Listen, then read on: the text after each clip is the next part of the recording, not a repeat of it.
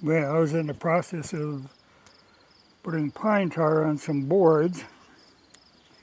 Not this particular one, but I'm doing some of these rough cut ones.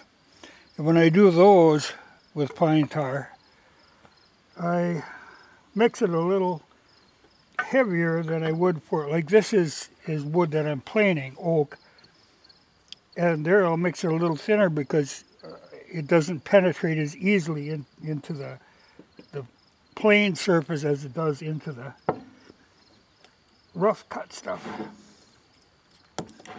But I was going to mix up another batch, and I talk about this stuff all the time, but I've never actually shown it.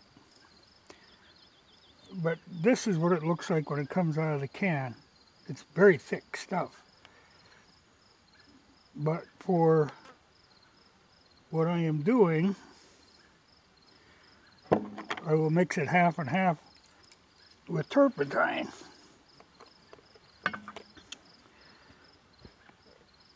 And then later, if I want to put a second coat on stuff, which I sometimes do, then I will go with a third turpentine, a third pine tar, and a third linseed oil. But for what I'm doing right now, I'm going on a half and half. So I got to work half of this can into this can. I keep these empty cans, of which I have quite a few. I keep them around because it's good for brewing this stuff up ahead of time.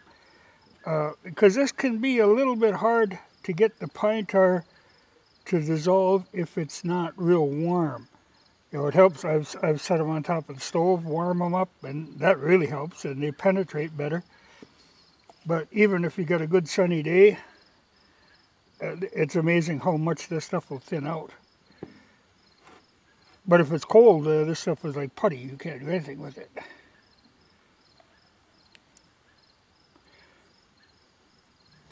But I go through a lot of this. I use it. It's just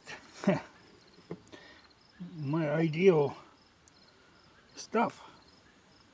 And then, like I say, that third linseed oil mixture that I do with the turpentine, pine tar.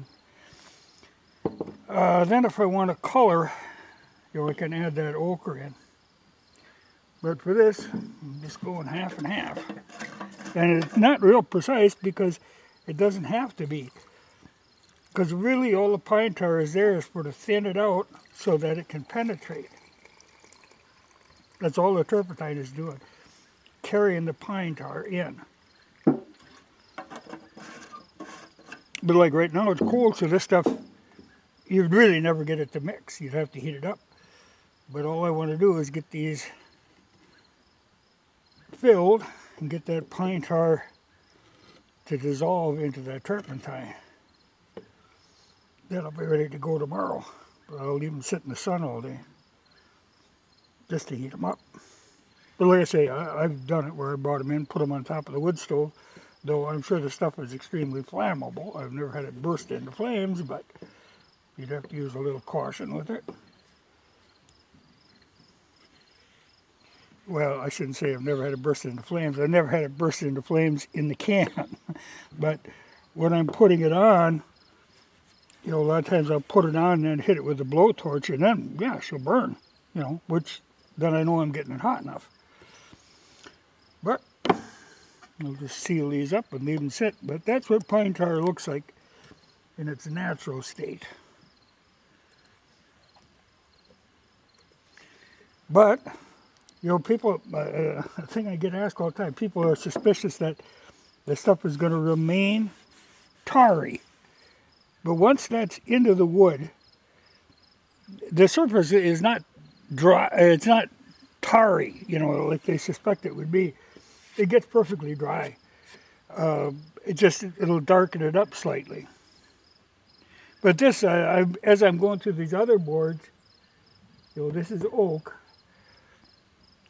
and I'm going through and sorting, and the best ones I'm planing down to use for other projects. This one it happened to be here because I was sitting on a planer and it made a handy bench. So,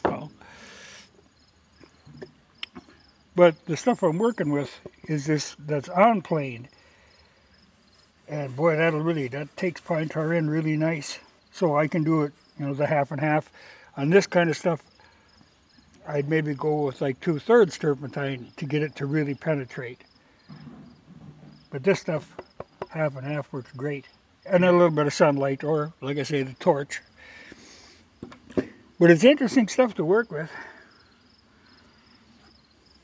And I must have a dozen cans on hand, but I pick it up all the time because I go through a lot of it. It's just too useful. And I'm always one of these fears that they're going to quit making it or jack the price up on me. So I keep ahead on that.